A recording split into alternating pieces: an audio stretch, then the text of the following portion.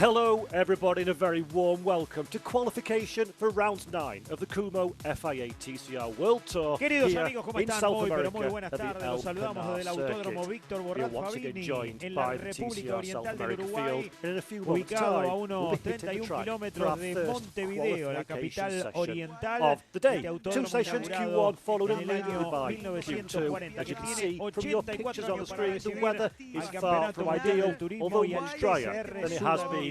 Over the course of the weekend thus far, and I'm sure that we are set for a very, very entertaining hour's worth of on-track and on-air action for you all watching at home. My name is Paul Jeffrey. It's an absolute delight and a pleasure to be with you here again today. Air temperature 11 degrees. It's not the warmest day it has ever been here at Pinar, but that's going to be no problem at all for our drivers as they go out into this first Q1 session. Pre-practice suggests it's nice and tight on the timing boards, and I certainly think we've got a good day of activity ahead of us, so don't go anywhere. We're only a few moments away from hitting the racetrack, the Kumho FIA TCR World Tour field and the TCR South America field. Join forces. Driver standing you see on your screen there, 15 points, is the gap between our leader, Norbert Michaelis, and Esteban Gurrieri. Ted Bjork in third position for the Link & Co Cyan Racing team, following a from a fourth, it has to be said, over the previous couple of rounds. In the team standings, it is Cyan Racing at the top of the table. They have a 19-point advantage over the BRC squadron at course at 19, and then in third, it is Go Racing, such an impressive outfit on their debut here of Tin Top Touring Car competition. Beautiful drone shots flying over the top of our field of drivers, and this is said field of drivers for this race. 25 drivers are taking part this weekend. We've lost a couple of the drivers and gained a couple more since we were in Interlagos just a couple of weeks ago. Rodrigo Baptista, Squadra Martino Honda, and Carlos Silva, Palladini Race Toyota are new names on the list. Yanatone Gutierrez, Ricardas, Pinar and PK have not made the trip over to Uruguay, and Norberto Fontana has swapped from a Cobra Racing Toyota to a Squadra Martino Honda for this particular round. We've got TC 2000 champions aplenty. We have got drivers who have won at the very highest level in Tin Top Touring Car competition, and we've got a field full, absolutely full of talent on track that I think you will agree with me when I say are the very best of the best of the best touring car drivers in the world. That's the Cyan Link & Co racing team that you can see on your screen. Ted Bjork, Jan Elishay, and just at the top of the shot, Santiago Urrutia, home hero. Santiago Urrutia won last weekend out, and he's already on form in pre-practice. Expect him to be one of those drivers that are going to be at, or certainly very near, the sharp end of the field when we get going in qualification in just a few months' time. And speaking of qualification, as you can see, the sun is kind of shining here in Uruguay. It has been incredibly wet, wild, cold weekend up to this point. Pre-practice 1 and 2 held earlier today. We're in very, very wet conditions. The rain had stopped for FP2, but the track was solid for our 25 touring car drivers. These are the driest conditions then that realistically we have experienced in competitive competition this weekend at El Pinar. So it's going to be a very new adventure. But let's go down now to Lisa Leyland on pit lane to have a quick word. Bueno, Lisa Leyland es la encargada de las notas en esta oportunidad aquí en el Uruguay y para todo el mundo. Coming into this weekend, you guys are leading the team's championship so far. In terms of your approach this weekend, how would that affect it? It will affect it that we plan to keep that lead, so we're going for it, and we have had 2 good test sessions now, so we really hope to be able to put the car on pole. And Santi is strong at his home track, so we're really looking forward to qualifying now. Weather is much better now, it's dried up, so hopefully we will have a good one and be on pole. You mentioned Santi, let's quickly talk about him. He was pole last year, fastest in that first race last year. It is a home round for him. How's he managing everything around it? Well, it's a home run, but also he's carrying weight, so we will see a little bit how that affects now when it's gone dry. It doesn't have that same effect when it's wet, but hopefully now we will we will see the pace of the cars and have one of the cars on the top, as long as it's a blue one. And just finally, before I let you go, let's talk a little bit about the Ted, Lincoln 37 Coach squad, and we're riding on board Ted. with one of his charges Like he struggles this a little weekend. bit in that Santiago free practice, but I Urrutia know carrying one he's, of our onboard looking to go cameras, for that as title is at the the end of the Kumho year FIA now. TCR World Tour leader, Norbert Michaelis, the BRC Hyundai N Squadra Corsa Elantra N. Q1's begun, as you can see on your screen, 19 minutes and 22 seconds remaining this opening portion of qualification. Anybody new to the world of the Kumho FIA TCR World Tour? First and foremost, thank you to you for joining us this weekend. Just to give you an idea of what to expect from quali, Q1 will be a 20-minute session. At the conclusion of that 20-minute session, the top 12 fastest drivers will move through to Q2. 13th position on down, that will be a grid place set for both races tomorrow here at Pinar. In Q2, the top 12 drivers will go for the quickest time overall, top 10 of which will start. Estamos viendo el parador Gonzalo Rodríguez, la curva que lleva el nombre de el recordado piloto uruguayo cuando ahí pasa por la recta principal. So 10th quickest in Q2 will be pole position for race 2 of the weekend. Bit of strategy required from some of our drivers. There's points paid out as well for qualification. The combined overall final results, 15 points for the fastest driver, all the way down to 2 points for 6th position. So you have to balance. Do you want to be fast in quali, get the good starting position for race 1 and the points that come with it? Or do you want to play the strategic game, set yourself up for a race 2 showdown? We've seen many times before the race 2 reverse grid often can lead to a strong result. Just ask Norbert Michaelis at Interlagos last time around. But here, it's a very different proposition indeed at the Pinar circuit. It's a much smaller, much smaller circuit than what we saw at Interlagos. 3.125 kilometres, which is around 1.94 miles, 12 corners, and a fastest race lap record from last season of a 1 minute 20.774 by that man there, Santiago Urrutia. Racing on home soil for Santi. This is a big weekend, the biggest arguable weekend of his racing year. Had a good second position in Interlagos in the opening race a couple of weeks ago.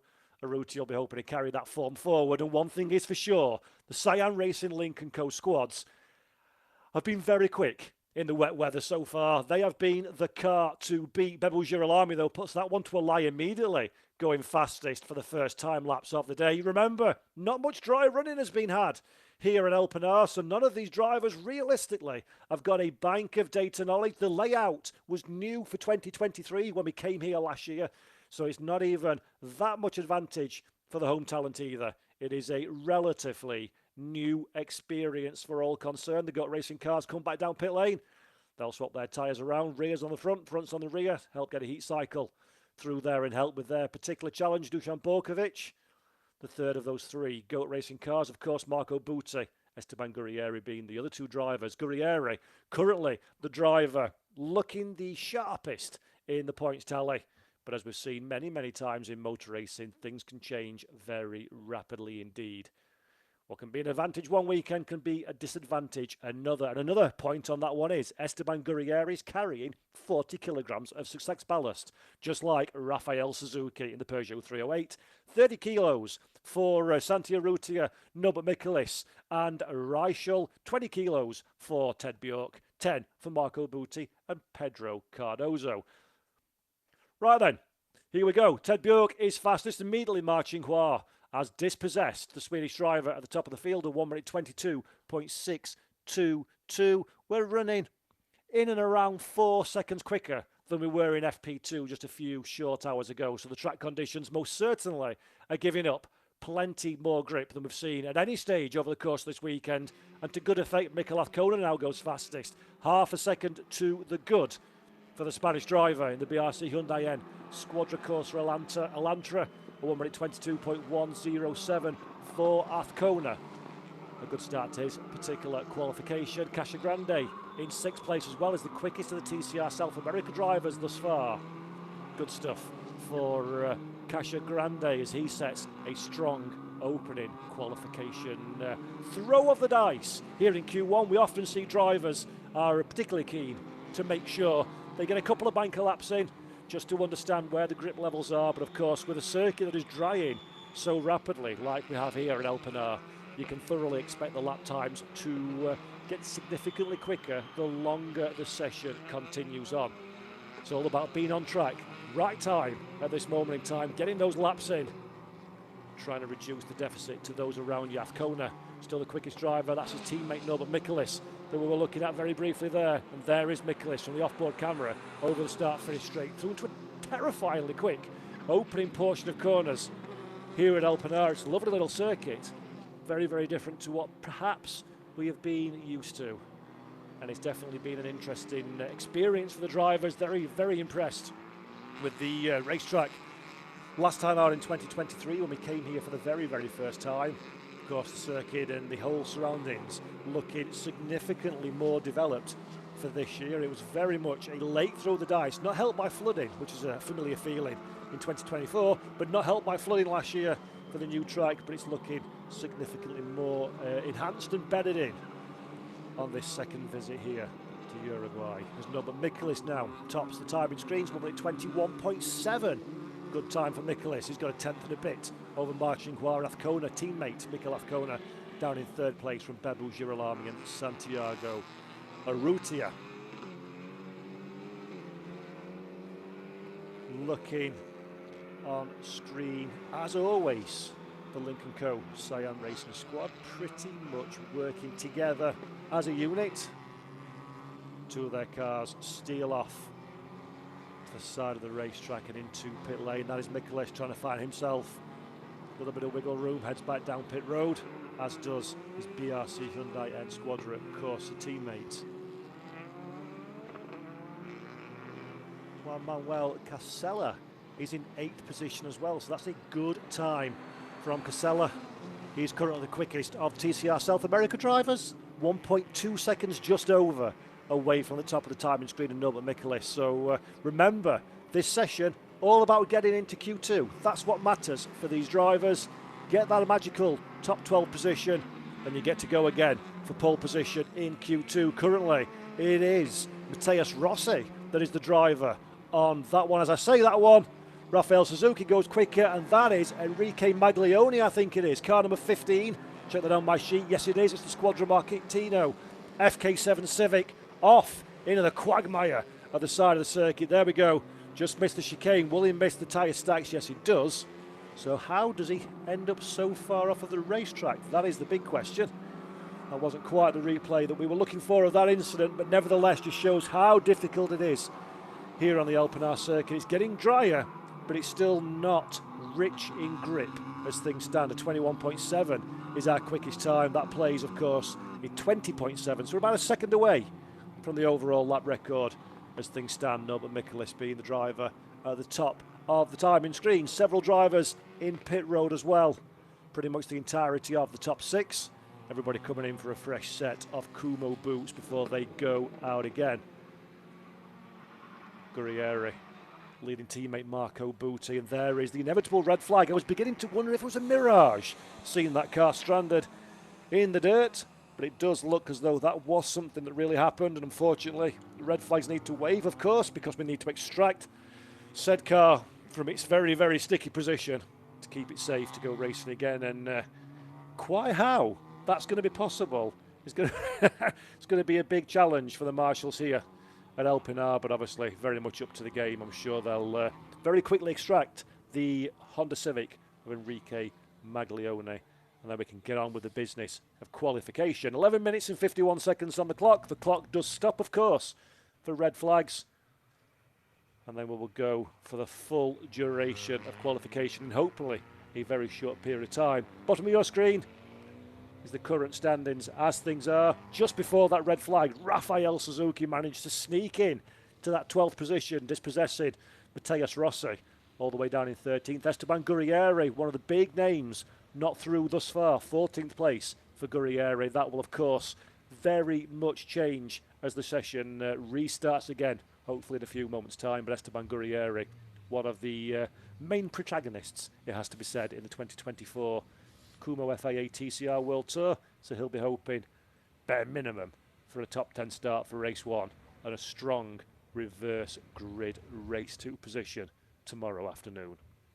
So, Mikolas from Mar is our front 2 drivers as things stand. Urrutia, home hero, in 3rd position, nearly 3/10 of a second away from the top of the field from Mikolath Kona, and Bebu Girolami in 5th. 6th is the quickest so far of the TCR South America drivers, that is Juan Rosso. And then 7th place is Ted Bjork from Jan Elische, Juan Casella in 9th, Marco Butti in 10th, and then Rodrigo Baptista is just ahead of Rafael Suzuki, 11th and 12th positions respectively. Santiago Urrutia in the 112 Lincoln Co. Cyan Racing, carrying one of our onboard cameras over the course of this weekend. Hopefully some great shots that we've seen from Santi, and the festival around Urrutia that we saw in 2023 is no less dramatic this year. Very much a hero to the Uruguayan people. Everywhere you go, those barriers that you see on the left-hand side, they have been stacked with people all weekend long, trying to get a glimpse of their hero, trying to have a photo, an autograph, a quick word with Santi Urrutia. Such an incredibly busy schedule for the Uruguayan driver, but he's very firmly a favourite here in his home country. And last time around, or last year should I say, he managed to take a very famous race victory as well. Hopefully for a Santiago, that's something that can be repeated once again this weekend, because it was most certainly a very impressive sight to see the passion of the South American fans here in Uruguay, and the passion that they have for the Lincoln Co team, but in particular for Santiago Urrutia. So we've seen a few highlights from the first 8 and a bit minutes worth of qualification. As we usually see, the Lincoln Co squad go out together, working in unison. It's not really the kind of circuit where slipstream will be a huge advantage, but every gain that you can make is a gain that's certainly worth having for these drivers, so they stay out as Marco Butti gets a little bit crossed up, but does well to gather his car together. Not quite sure what's happening yet with the recovery of Maglione's Honda, Squadron Martino car. Enrique Maglione not having a very good time of it, it has to be said, with the Kumho TCR World Tour joining TCR South America. Had a nightmare weekend in Interlagos, an expensive one as well. Heavy damage in qualification to the FK7 Honda Civic, embedded into the barriers on the run down to the Senna S. And unfortunately qualifying, not quite as much damage this time, but certainly plenty of dirt and muck to clean out on that Honda Civic, as he's beached the car somewhere around this El Pinar circuit. And we'll get that one cleared as fast as we possibly can, so we can get onto track and get racing. I'll get qualifying even, once again. Anybody watching then on the TCR TV YouTube channel, a big hello to you all. It's wonderful to have you with us. This weekend, as TCR, the Kumho FIA TCR World Tour travels to South America. We did the Interlagos, the Formula One venue in Interlagos, just a couple of short weeks ago. Fantastic 2 races that we had there. Victories for Santi Urrutia, victories for Esteban Gurrieri and Norbert Mikolas. 2 really exciting races. Then we've taken the short trip over to the El Pinar circuit, around 30 kilometres or so away from Uruguay capital of Montevideo. It's quite a remote circuit. It's very old school in its style. It's only 12 corners long. It's actually been extended and updated last year for the arrival of the Kumho FIA TCR World Tour. It's a very simple yet technical circuit. There's an opportunity for drivers to overtake. There's an opportunity for bravery, for someone with mechanical sympathy and balance to make a bit of a difference. There's only 12 corners around this track. There are not many braking zones, there are not many acceleration zones, but anybody on the absolute toppest of form can certainly find opportunity. And more importantly, for the likes of you and I watching on, it's a track that allows a touring car to go racing in the best way possible. So the races tomorrow beginning, of course, with round 9 on 3 p.m. CEST, followed by round 10 at 8:15 p.m. CEST. So this is the grid that we're setting for both of those races. And to remind you, Q1, where we are now, 11 minutes and 50 seconds remaining. This will be to set 13th on down. The top 12 quickest drivers from this session will progress to Q2, where the top 10 fastest at the end of Q2 will start in that order for race 1 and be reversed for race 2. So 10th in Q2 becomes pole position for race number 2, round number 10, tomorrow afternoon. Sounds straightforward, doesn't it? Well, with 25 cars on the grid and a very, very competitively tight field, it is absolutely not an easy task to get into that top 12. I would expect more than one of the Kumho FIA TCR World Tour drivers will be under pressure to make it through. I'm just hearing in my ear then, folks, we have got 30 seconds until we go green flag racing again. So great work by the marshals here at El Pinar to get Maglioni's car cleared and out of the way.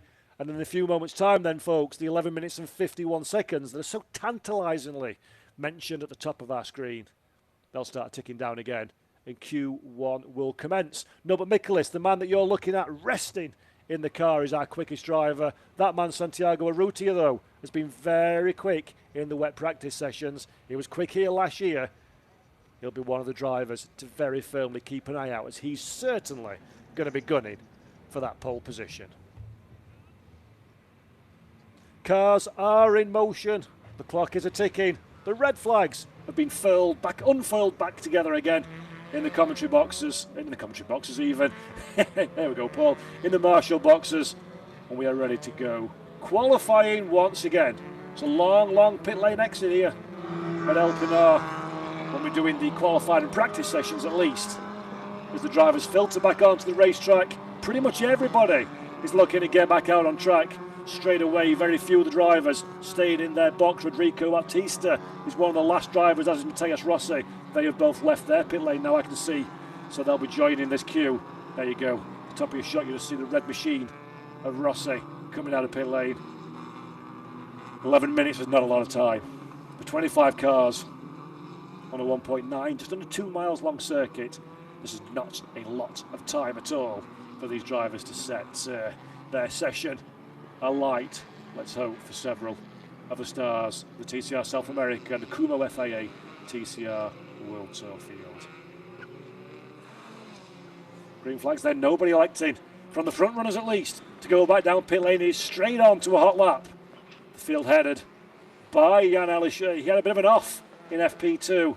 No damage to the car though in the difficult conditions. One of several drivers to go and visit the scenery. 3 red flags in free practice 2 a couple of hours ago. But absolutely no problems for the Lynk & Co squad. That car is back, fighting fit and ship shape again. As we look at Ted Bjork in the 111, rich vein of form for the Swedish driver. Bjork, in my humble opinion, is doing some of the best racing that I've seen from the Swedish driver in a long time. Started at Mid-Ohio, 2 electric races in America from the Swedish driver. That form carried through into Interlagos and Brazil. And hopefully for the case of Ted Bjork in the 111, will continue again here in Uruguay. Very strong driver is Ted Bjork. Very experienced, of course, the former world champion is Ted Bjork. But he's doing a fabulous job as things stand so far in 2024. Absolutely loves his motor racing, does Ted. Loves his TCR racing. At the moment in 7th position, but he'll be hoping, despite the 20 kilos that he's carrying, he'll be hoping that he can set a good time. And there we go with 21.4. He stops the clock with the fastest time. Jan Alisher, second quickest. Teammate Alisher moves up in a P2. Urrutia moves up in a 4th. Marching was the one that drops down in the 5th position. Then Mikkel Kona, quickest of all, the first of the really fast laps, 1 minute 21.203. And there is Baptista off the racetrack. Hopefully he manages to get that Squadron Martino car going. And there is Mikkel Kona. Again, gets the car off the gravel, but there are 2 very dirty looking TCR touring cars. That's going to be kicking a whole lot of filth onto the racetrack as well. So Mikkel Kona, having gone quickest, blocks his copybook almost immediately. Luckily for the Spanish driver though, he'll be able to get back round pit lane. The big question is though, is that dirt and muck that's been thrown onto the circuit going to compromise the ability of the drivers behind to go quicker? There's no yellow flags flying that I can see on the racetrack, so we're under green conditions. They're going a little bit slower, those 2 recovering drivers, but they'll soon be out of strife as we ride on board now with Santiago Urrutia. 6th position thus far for the Uruguayan driver. Look how hard he's having to work behind the wheel of that Lynk & Co. Trying to find the grip. The circuit is almost bone dry now. We're expecting maximum lap times in these final few minutes Ruti across the line, stays in 6th position. No, moves up in fact, moves up to 4th position, does Sante. Ma goes quicker though. Ma Qinghua goes quicker at 20.5. That is a sensational time from the Chinese driver. 0.6 of a second plus 0.6 of a second quicker than Norbert Michaelis. So that dirt that was kicked onto the racetrack causing absolutely no harm whatsoever, it seems, to Ma Qinghua. He's the fastest driver by a long, long way. That's the quickest we've seen anybody go this weekend. No surprises, of course, as the sun is slowly starting to take effect on this Pinar circuit. But that is a good time from Ma. Just behind him, Norbert Michaelis as well, not a million miles away from this trio of Lincoln Co cars. Michaelis coming through Sector 1 as things stand, approaching Sector 2. I'll keep our eye on his Sector 2 time to see if it's anything to write home about in a few moments' time. But there is Ma, still on a push lap, is Ma Qinghua.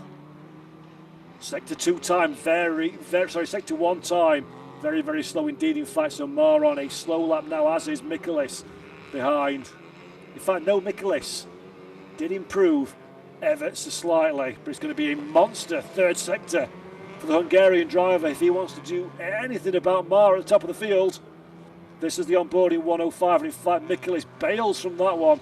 Decides a better bet is a fresh set of tyres as Marco Butti's going the wrong direction. Butti, another one of the drivers, the young Italian, throws the car off the racetrack, manages to get it back on though without having got bogged down. Not the easiest task in the whole wide world, it has to be said. And there is the GOAT Racing Honda, back on his merry way again. Plenty of dirt kicked up on the racetrack though, that's not going to be helping. And this goes to show folks just how important it is to get those banker laps in quickly. Get the time on the board before something occurs that may prevent your forward progression, and that is exactly what the likes of Ma and Norby, Athkona in 3rd as well, Bjork in 4th, Rutia 5th, Elishane 6th. Those drivers will be very, very happy with their day's work. Looking down the timing screens though, some of the drivers that are outside of the top 12 that perhaps would not expect to be in that position. Borkovic down in 15th place. Rafael Suzuki, that's completely mopped up for the South America field last time. He's down in 17th place. Is Suzuki, so I expect him to be able to have designs on moving in to the top 12 before the checkered flag falls. Currently that 12th place is held by Juan Casella, but Rodrigo Baptista, as I'm saying that one, goes quicker and into that 12th position, so Casella drops down into 13th place now. Let's take a first look at the number 17, Mateus Rossi. Very decorated driver, the Toyota Team Argentina Corolla.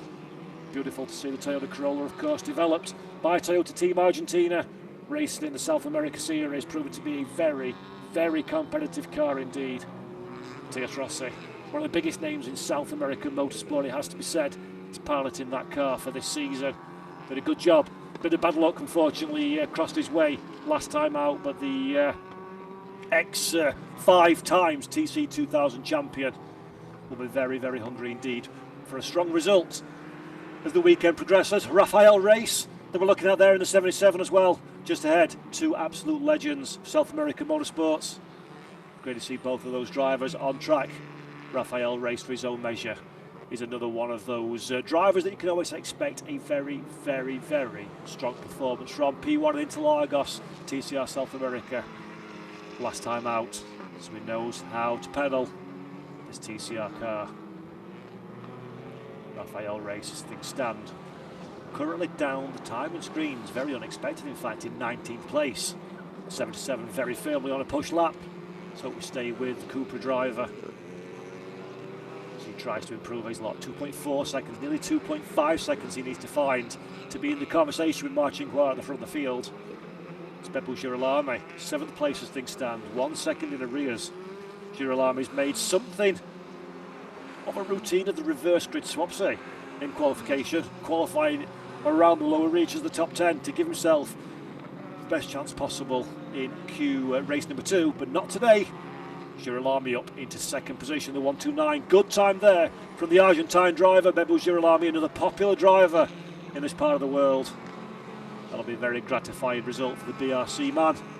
2nd position, a 1 minute 20.987, 0.4 of a second away from Ma Qinghua as things stand. Good time for Bebo, just ahead of teammate Norman Miklis and Mikel Azcona. There's a bit of grass for Bebo Girolami though. Foot planted firmly to the floor for the Argentine.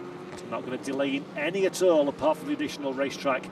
He's out of cover, running so deep into the corner. The number, there's a big bit of contact there though. That is one of the Toyotas. That is Vivacqua. Thiago Vivacqua, big contact with the barriers for the Cobra Racing Team Corolla. Not a good way to end Q1 for the number 7 driver. That is a lot of damage on that Toyota Corolla. I do fear this will be a red flag, and with 2 minutes and 20 seconds left on the clock, it's going to be mighty difficult for the field to close up. Mikel Azcona had just gone quick, second quickest by the way, and Ma Qinghua still at the top of the time during that particular incident. But let's have another look at this one. So easy to do, too much speed. You hit that grass with all the rainfall we've had here in Uruguay. There's only ever going to be one result, and that is straight to the scene of the accident. And that is a very sad looking Toyota Corolla indeed.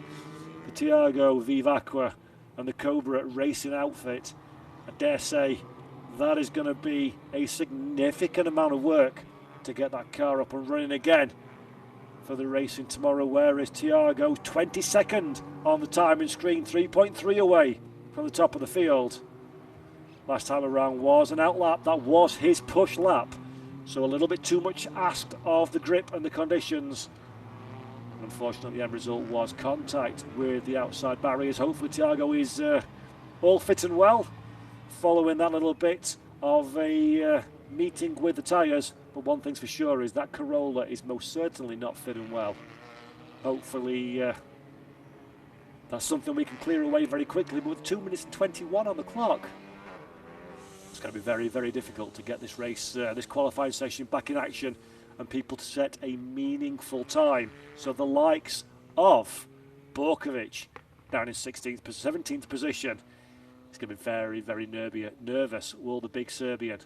Suzuki, 20th place, another driver, Rafael Suzuki for the PMO squad. The 308 Peugeot was absolutely in the mix of the top 10 last time around. He's going to be very disappointed. Will Rafael Suzuki with 20th place, a lot of work to do for him. Matthias Rossi will be happy with 12th. He's the man on the bubble as things stand. If the session finishes like this, he will be the one that goes through into Q2. John Filippi as well for Volcano Motorsports. We've not spoken about the French driver John Filippi much in qualifying. Had very difficult 2 free practice sessions. No pace in that car, very much outside of the top 10 running. But he's done a very good job in quali to get up to 9th place as things stand, a 1 minute 22.141 for John Filippi. Good qualification session for the sole Audi on the field, the Volcano Motorsports run. Audi in 9th place, just ahead of Marco Butti, we saw having his own dramas a little earlier. This is a good opportunity for Butti to get that Honda cleaned up again, get a new set of tyres on, work out what went wrong, try and put things right for when we go green flag racing again in a few moments' time. I was hearing, by the way, that there are some barrier repairs required, courtesy of Vivacqua's contact, so there will be a slight delay to the restarted qualification session. I'll let you know as soon as I know myself when that will be, but at the moment we don't have a restart time. Hopefully that is light repair work needed to those barriers.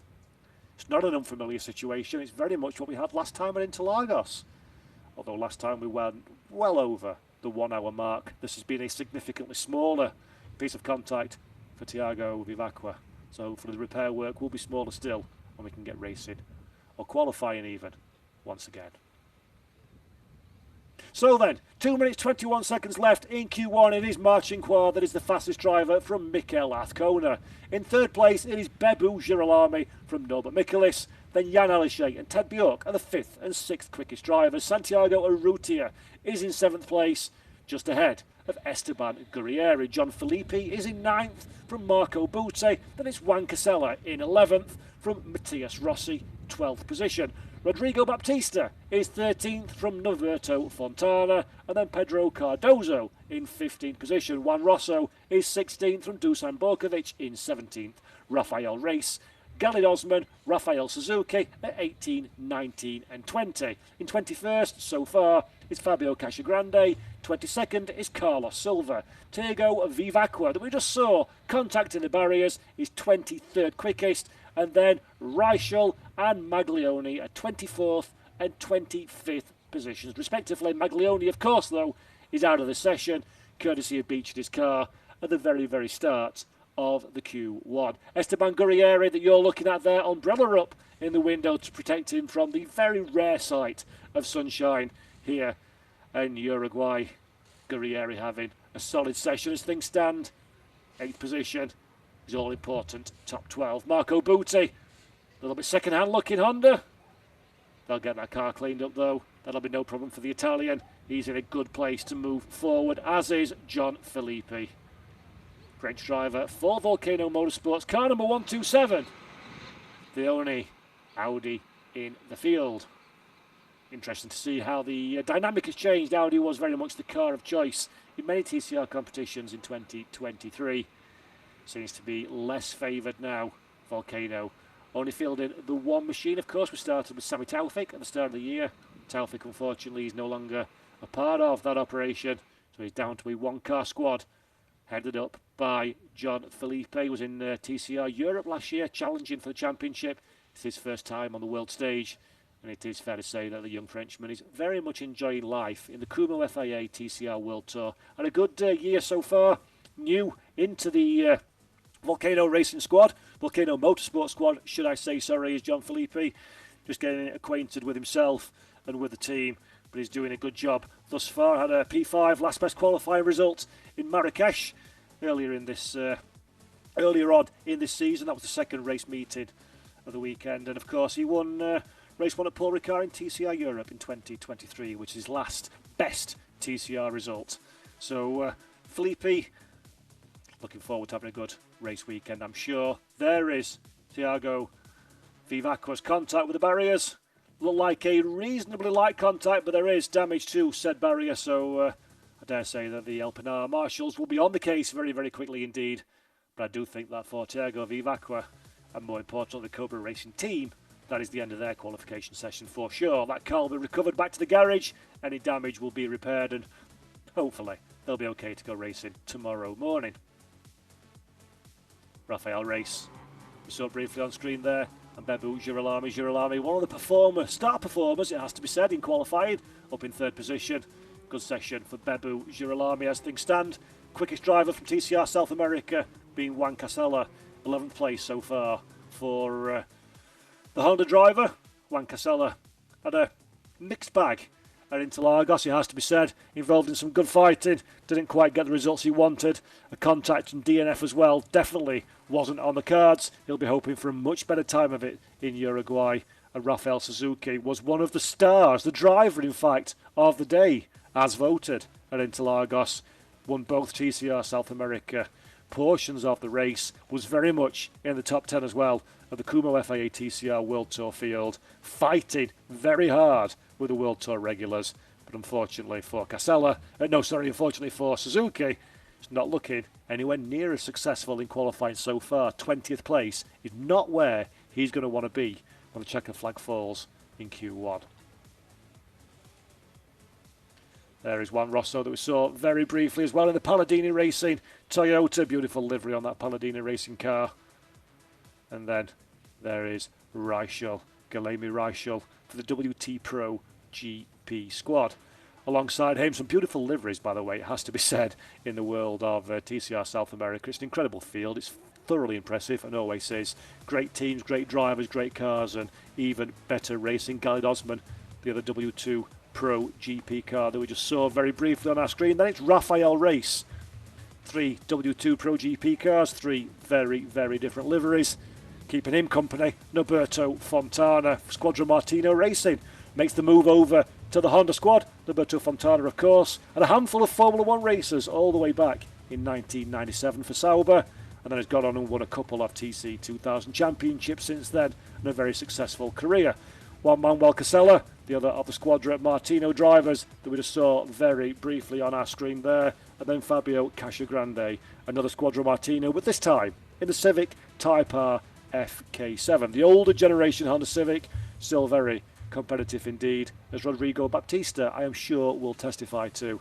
He's doing a good job. 13th in qualifying as things stand in car number 3. Moving up there is the very rapidly recovered Vivaqua Toyota. Look at the damage on the front left, sorry, of that car. A lot of work to do by the squad to get that one looking a bit more similar to Matthias Rossi's Toyota Team Argentina machine that you see on your screen there. Looking in a much better shape if needed. A bit of a wash, it has to be said, in these difficult weather conditions. Undeterred though, the crowd watch on from the grandstands. Most of the crowd are pretty much queued up in front of Santiago Urrutia's pit stall. You can see a few of them to the left hand side of your screen there. 24/7.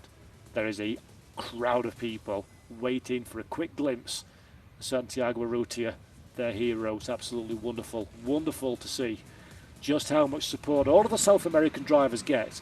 Santiago Urrutia in particular gets a significant amount of home support. Probably their most successful driver. Of course, he's been at top game in touring car racing for a long time now and did wonders to his reputation, of course, winning last year in front of his home crowd as well.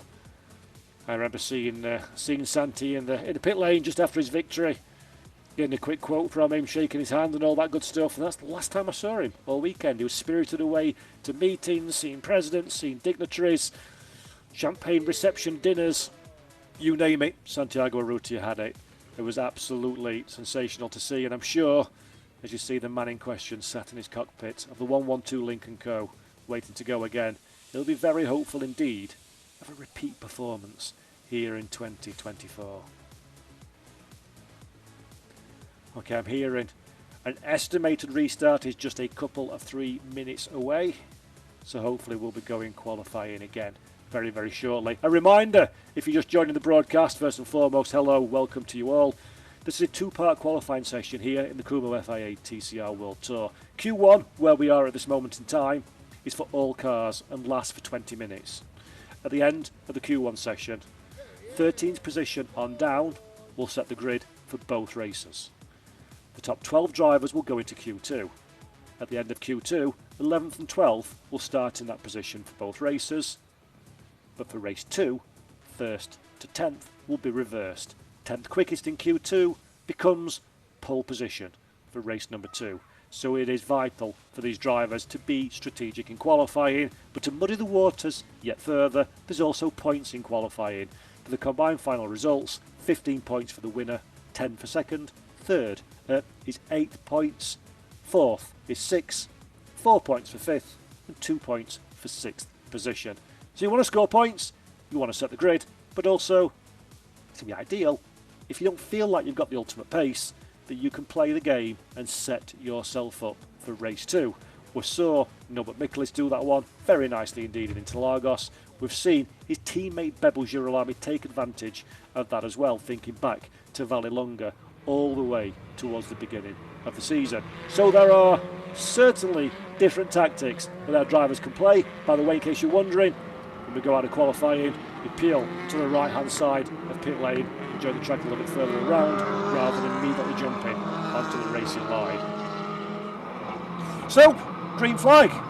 1 minute and 50 seconds left on the clock, which is just about enough time to get out there, put the pedal to the metal and see what you can do. Martin Quar is our quickest driver from Mikel Azcona and Bebel Girolami. That is our top 3. 12th position. Matthias Rossi is the last of the drivers that are currently making their way through to Q2. So there's a lot of drivers with a lot of pressure and a lot of opportunity for good and or bad things to occur over the course of this qualification session. 1 minute 20 seconds left to decide it. Absolutely nobody will be going down pit lane. It is all about the here and now, seeing how quick you can go and if you can secure the golden ticket to the second phase of qualification here in El Pinar for the Kumho FIA TCR World Tour and TCR South America Series. Triple one of Bjork then leads us through the chicane on the first of the flying laps. We'll just about have enough time, I think, to wrap this lap and get into a second throw of the dice for those that want it. For those at the very front of the pack, Ted Bjork currently in 6th position behind his teammates. Martin Quar on pole, or fastest should I say. Jan Elisha in 5th place. Big slide from Santiago Urrutia, trying to get the grip out of the tyres. Cold tyres. This is not the way that we would normally do a preparation for qualifying, but there's very little time on the clocks. You've got to go, and you've got to go now Santiago Urrutia most certainly leaving absolutely nothing on the racetrack in terms of lap time, nor his teammate Jan Aleshe as well, using all the curbs and a little bit more. 10 seconds left, and we're not going to have time to start another lap, I don't think, here. This is going to be a one roll of the dice only for these drivers. Can Marcin cling on to that fastest time in Q1? Can Matheus Rossi cling on to his Q2 position? Björk crossing the line, doesn't improve in 6th. Aleshe moves up to 4th place. Michaelis in 3rd. Mar stays quickest. Rathkona. Urrutia stays in 7th place. Very little change at the front of the field, but the big question is, can anybody get into the top 12? That's all that matters. Matheus Rossi is currently the man that holds on that 12th position. The likes of Borkovic fail to improve. Dusan Borkovic fails to improve. He's 17th quickest. Now he's 18th as Suzuki moves up into that P17th place. So Rafael Suzuki does move up. Casella moves up as well. Now Boot is in 12th place, so Casella moves to 13th. Rossi drops down to 14th position. Big changes on the timing screen for these drivers. Rosso into 9th, Cardozo into 10th. Rossi moves back into 12th. Matheus Rossi almost kicked out of qualifying, but he moves back in to that 12th position. Marco Butti is the first of those that don't make it through. So that is a big, big loss for GOAT Racing. Both Marco Butti and Dusan Borkovic don't make it into the second part of qualification. It is Matheus Rossi that holds on to that 12th place. A 1 minute 22.027 at the flag. Great time from Matheus Rossi. That means he gets it through into Q2. Good qualifying, but Marco Butti will be 13th, and this is the provisional Q1 results. Remember, the top 12 is just to get through into Q2. Marcin from Mikkel Rathkona and Norbert Michaelis, Bebo Girolami, Jan Aleshe and Ted Björk are the top 6. And there, Matheus Rossi in 12th. Marco Butti will be 13th from both races. From Roberto Fontana, Juan Casella, Rodrigo Baptista in 16th. Rafael Suzuki moves up to 17th ahead of Dusan Borkovic. Rafael Reis, Gallin Osman, Fabio Casagrande, Carlos Silva, Thiago Vivacqua with contact, and then Rachel in 24th place from Enrique Maglione, who doesn't set a time, having stranded the car early doors. Well, expected there to be some improvements, but goodness me, Marco Butti and Dusan Borkovic not making it through to Q2. You would not have expected that one coming into qualification, and that's a real shame for Marco Butti and Dusan Borkovic. They've got a big amount of work ahead of them.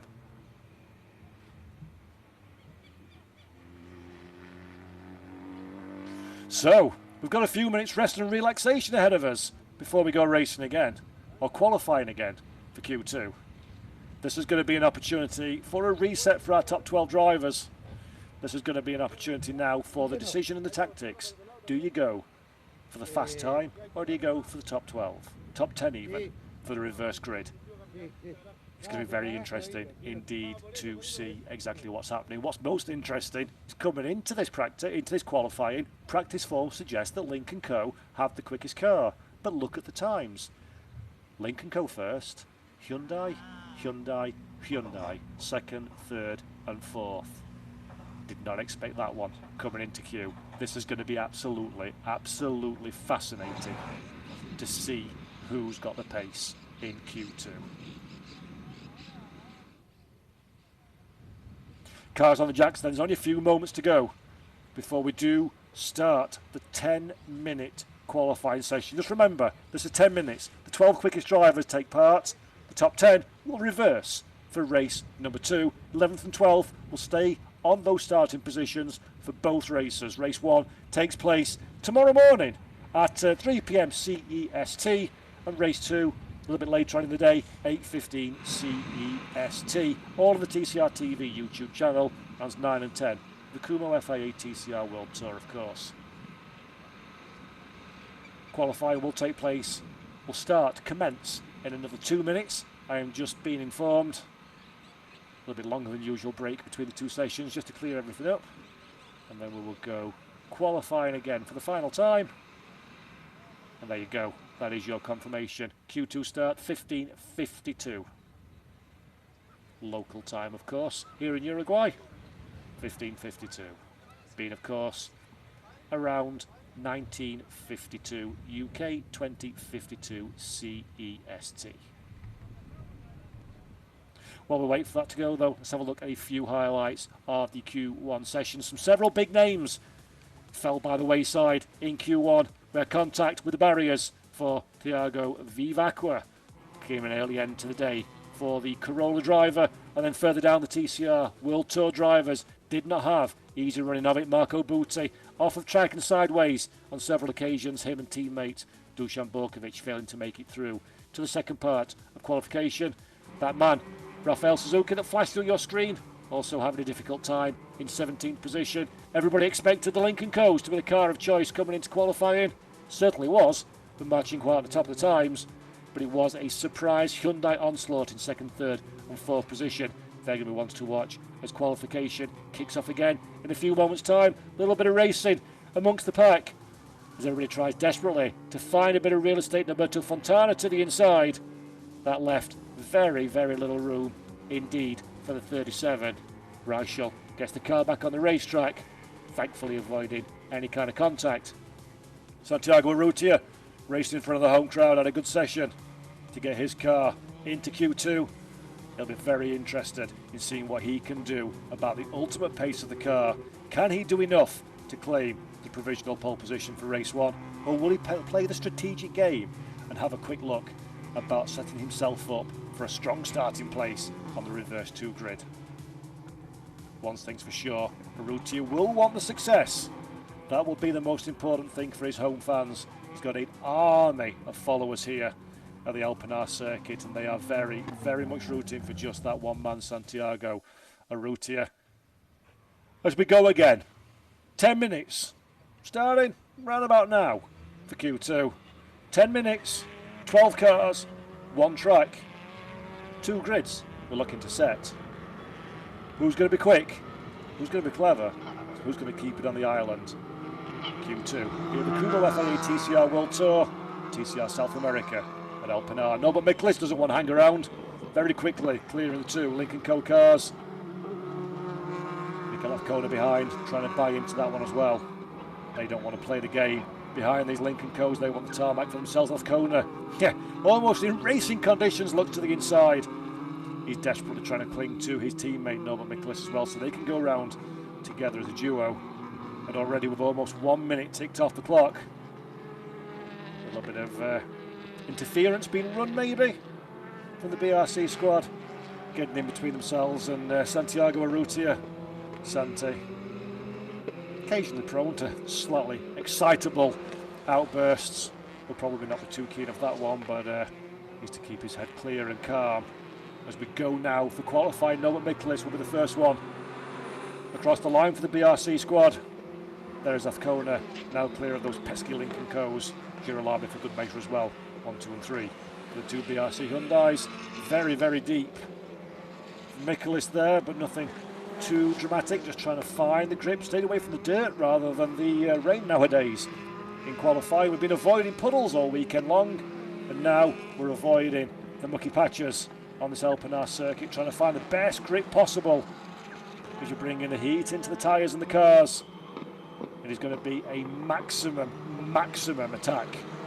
If we look at the 105, the reigning World Tour champion, Norbert Miklis, current leader of the 2024 points. Having a good season once again is Norbert, the 39-year-old Hungarian driver, former world champion, of course, in touring car racing. And now very much spearheading a newly expanded 3-car attack in the BRC Hyundai and Squadron Corsa outfit. And doing so very nicely indeed is the Hungarian driver. On board now, we break down into the right-hander. Bit of a bumpy circuit here in Pinar. As we've seen already in qualifying, you don't want to run too wide over those curbs, otherwise it becomes a very, very dirty and slippy tactic indeed. Elishay is currently the quickest driver from Girolami. That time for Miklis wasn't good enough. 6 tenths away from the top of the tree. LSA with a 20.409 is our quickest. 3/10 up on Bebu Girolami. Mikhail Kona in third, Ted Bjork in fourth. Nicholas, that we were following, only good enough for fifth. He's opening roll the dice for Santiago Urrutia in sixth. And no representative time, 21.5 all the way down in seventh position as things stand. They're on a hot lap again though. No time to mess about here at El Pinar. Second lap will hopefully bring the best of the grip from the tyres. And will hopefully give the likes of Norbert Mikkelis the opportunity to try and do something about Jan Aleshe at the front of the field. Very deep though for Norby. Don't want to be doing that one. That is a couple of tenths of a second that you've just thrown out the window. That is going to annihilate the opportunity of improving on this lap. I would think the car number 105 and Norbert Mikkelis knows that one as well for the run down into the final corner. Will Norby have enough in the tank on this lap? I don't see anything particularly sparkling on my timing screen, so it doesn't look like he's improving any. And in fact, he abandons that one. So does Athkona and the third of the three BRC squads. I did expect a couple of the cars to go for a couple of time laps. Marching though currently is the only driver that looks particularly interested in that one as everyone dives for pit lane. I really did expect this to be a racetrack that kind of grips up with all the dirt, and it would be wise to go on a two-lap run. Esteban Gurrieri, another one of those drivers that's deciding that feels like an interesting tactic. The Argentine down in seventh position as things stand. So Gurrieri winding up for a second roll of the dice, just like Marching behind. There is Rosso, having not set a competitive lap time yet. Juan Rosso in the Palladini Toyota still out on the racetrack as we look now at Esteban Gurrieri and Marching. There is Matthias Rossi. Is Rossi on an out lap? Yes, he is. So Matthias Rossi hasn't gone for a time lap as things stand. He's yet to set a time in 12th position. So he's winding up for his first of the time laps. 111 Ted Bjork. Last time around was good enough for fourth place. He's coming in pit lane though for a fresh set of boots. Has his teammate Jan Aleshe behind. Quickest driver so far, Jan Aleshe. 1:20.409. Currently on the racetrack though is Gurrieri and Mar and Rosso, the only three drivers on the racetrack on a time lap. Matthias Rossi is currently on an out lap as well. The two BRC squads get some fresh Kumho boots on that car. Bit of wear and also a little bit of debris and dirt and all the usual junk that is kicked up on a racetrack. Makes it a bit more unique here at El Pinar because pretty much straight next to the grass. So anyone that goes off brings whatever garbage straight back on to the racing surface. So it becomes incredibly difficult to find some clean and tidy tarmac. Change on the timing screens as things stand. Pedro Cardozo currently in 9th place, doing a good job on his out lap as the quickest driver for TCR South America. There is Juan Rosso that we're looking at now in the Palladini Racing Toyota. Juan Rosso, very, very good driver, very good guy as well. The car number 16 even, currently in 10th place on the 22.238. 22 flat, in fact, my apologies. 22.23 was the last tour of this racetrack. Can Rosso do anything about though his chances? 10th position will be the pole position for race 2 if things stay as they are, but John Filippi still looking to set a competitive lap time, as is Matthias Rossi. So certainly no guarantee that 10th place is going to stay in the possession of Rosso as things stand. Aleshe now comes out on the racetrack as well for his final throw of the dice. Mikhail Kona on a charge. In 3rd place, Bebu Girolami keeping a watching brief in just behind him as well. It's Mikhail Kona and Bebu Girolami. 2nd and 3rd position advantage. Girolami as things stand. He's got the toe of his teammate as well for what it's worth. That's a slow moving Marching gets in the way. That's not going to help Girolami's charge whatsoever. With the yellow mirrored Hyundai Elantra through that final turn. Very confusing corner there actually. It's very difficult to decide exactly what racing line you want to pick. It is one of those racetracks that does have a predominantly singular racing line, but there are opportunities to do things a little bit different if you so desire. There are both Hyundai drivers, swaps the off positions. Athkona going to be the one to benefit from following Girolami now through that final turn. Did Girolami catch the tyre barriers there? I think he did. I think Bebo Girolami caught the tyre stack on the inside of the corner.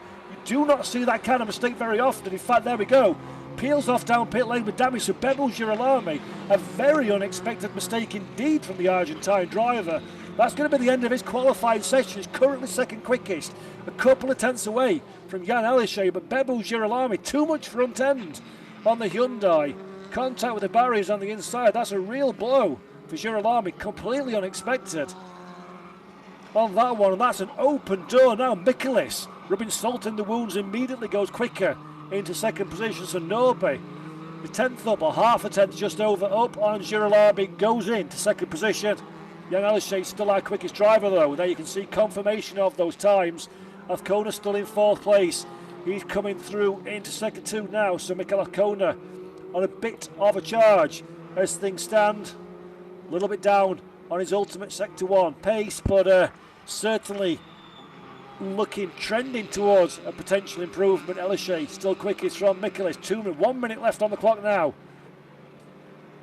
Elishay crosses the time in beam in a few moments' time.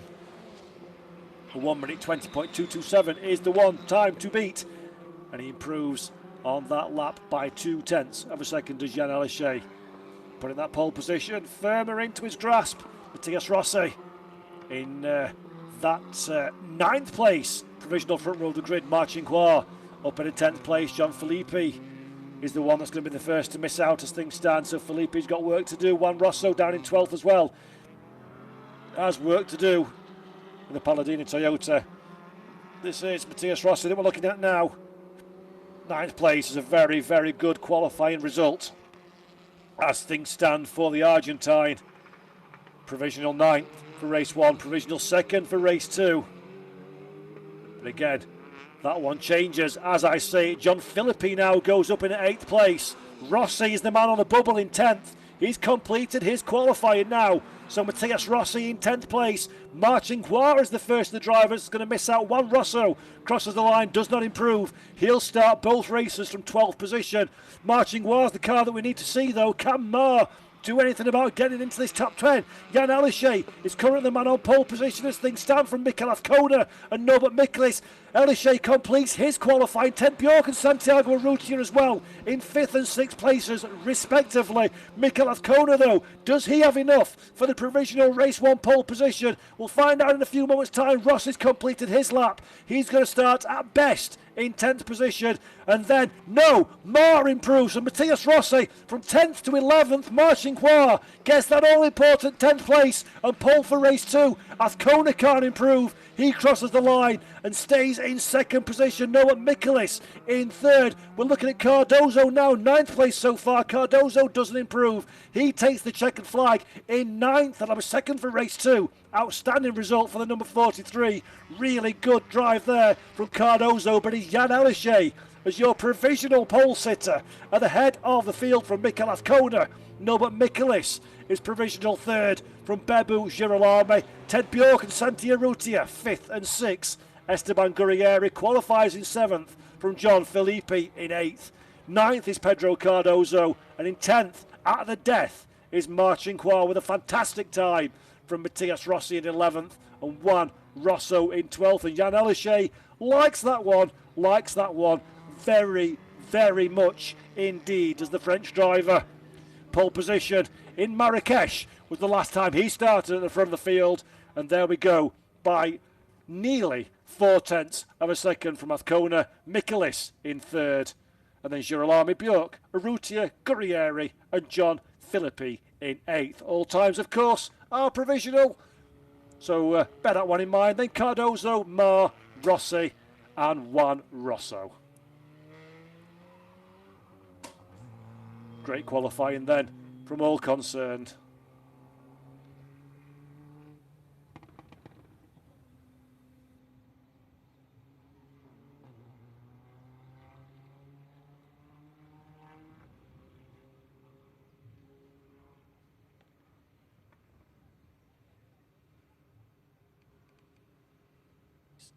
Down in the paddock Pedro Cardozo, the quickest of the TCR South America drivers. Good result for Pedro. Fabulous performance there. 9th place, of course, will be 2nd position for race 2, so a big opportunity for Pedro Cardozo to score big in the 2nd race of the day. That's a big smile. Number 43 doing a great bit of work there in the PMO Racing Peugeot 308 TCR. Jan Alichet, though, is overall quickest driver at the Kumho FIA TCR World Tour. He'll be starting, as things stand, from pole position for race 1 and 10th place in race 2. Good drive from the French driver. He's got some points to make up for, it has to be said, after a couple of difficult races, and those points will move him ahead provisionally of teammate Ted Bjork, 33 in arrears of Norbert Mikulis. So a good gap close for Jan Alichet there. Bjork drops down to 4th position provisionally in the standings, 41 adrift. Esteban Gurrieri, 23 points now away from Norby at the front of the field. Santiago Urrutia takes a look at the timing screens. He'll be assessing just what his day looks like here. About 30 kilometres even away from Montevideo, the capital of Uruguay.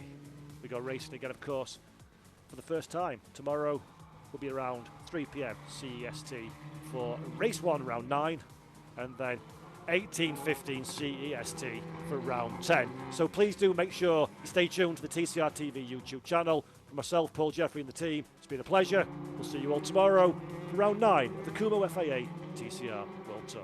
Take care and bye-bye.